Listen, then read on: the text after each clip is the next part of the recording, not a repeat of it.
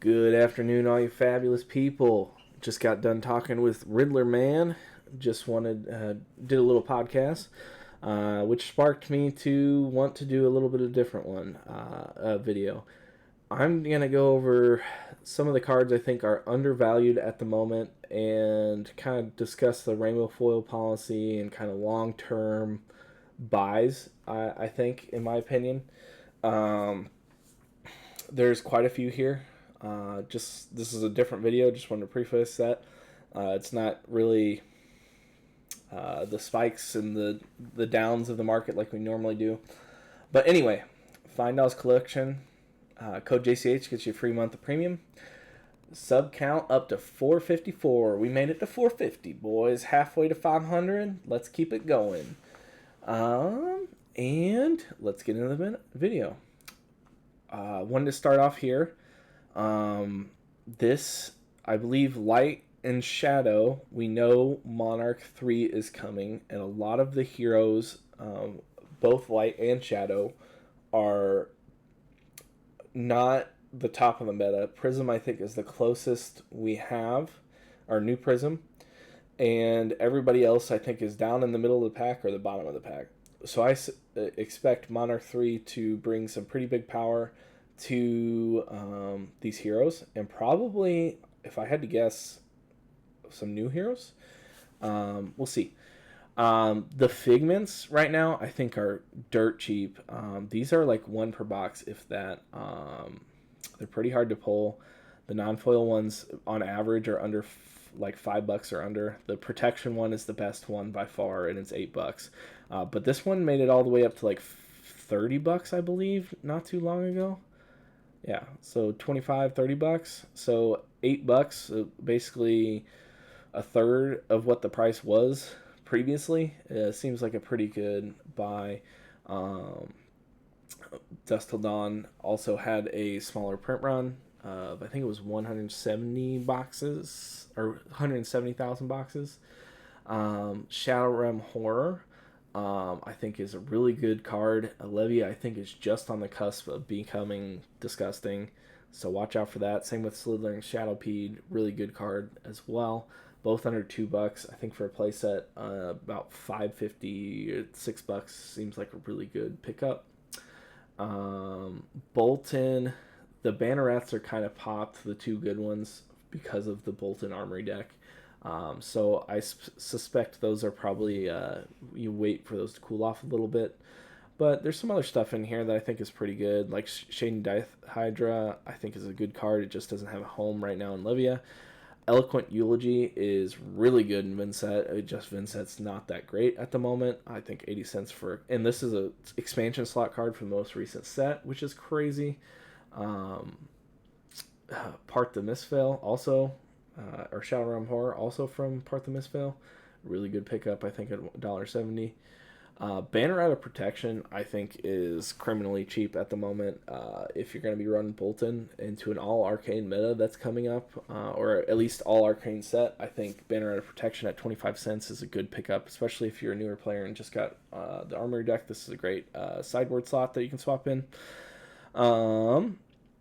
United as We Stand, I think, will be good once PvE comes out, but we really don't know when that's going to be. It was originally supposed to be slotted with Monarch 3, but I'm not sold on that. Sounds like interviews. United as We Stand keeps getting pushed back. Blood Dripping Frenzy, I think, is another good one that could be good for Levia. Just wanted to point those cards out for the Light and Shadow. On to Ranger. I think Ranger as a whole is really, outside of Codex of Frailty, is just really depressed at the moment. There's cards that are just really undervalued. I think Barbed Undertow is one of a really good arrow.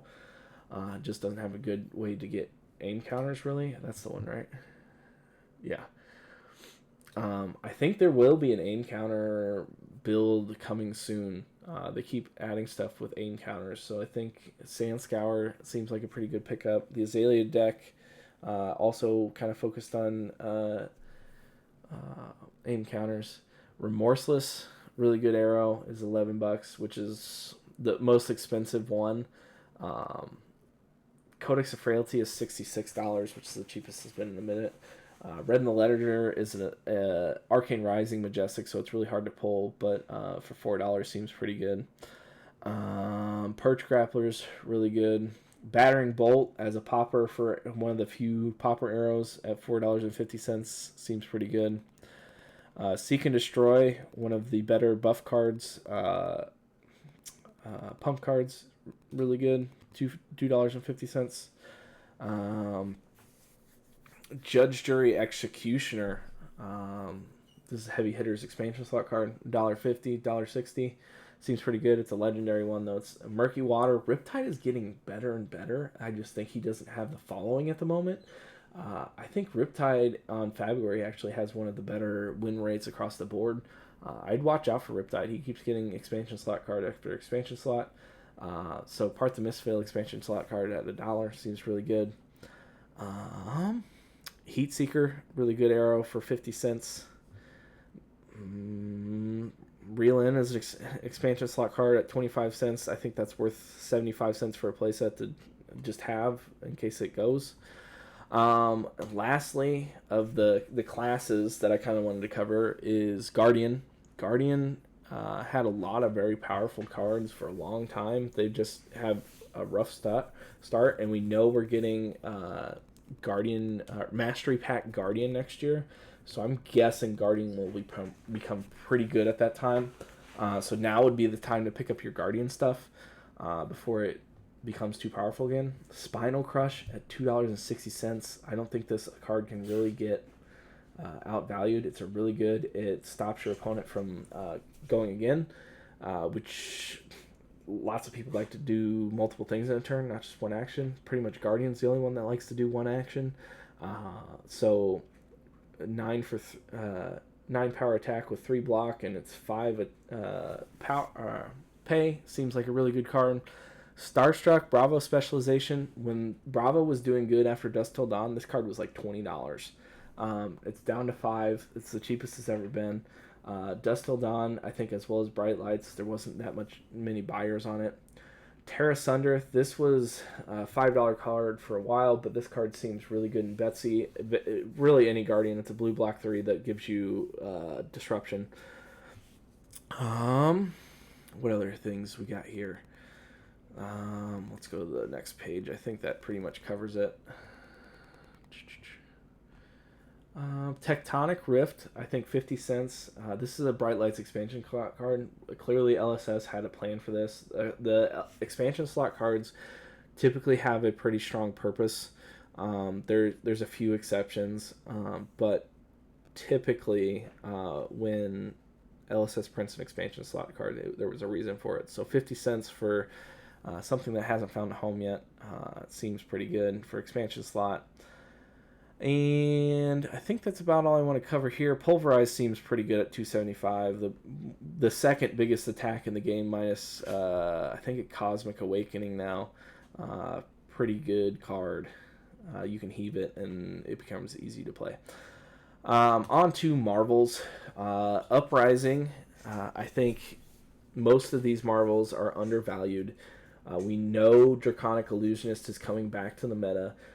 James multiple times now has said that these dragons will not sit on the sideline. In the most recent interview he just did, I forget who it was through, Star City Games? Yeah, Star City Games. He said in the not too distant future these cards will see play again in CC because currently they're unplayable. Now would be the time to pick up your Marvel Dragon playset if you want it. These are pretty much the cheapest they've ever been. Most of these go up to like double their price once they're usable again. $15, $20, $30 for the rare ones I think are really good. The big boys have cooled off a ton. Like Tomotai was $150 all day. Dominia was like $100, $120, and Optimi was $100 to $80 to $100. So these have cooled off a significant amount. These are, I think, the cheapest they've ever been. So highly recommend picking these up if you're in the market for them. See like $150, $160.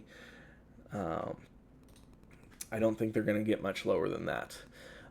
People are still out there buying these and looking at these. So Dynasty, I think a lot of the Marvels here are really undervalued.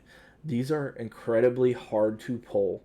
These may not have the best power level or playability, but as far as collection wise goes and kind of completionist, these are like 1 in 3, 4, 5, 6 cases.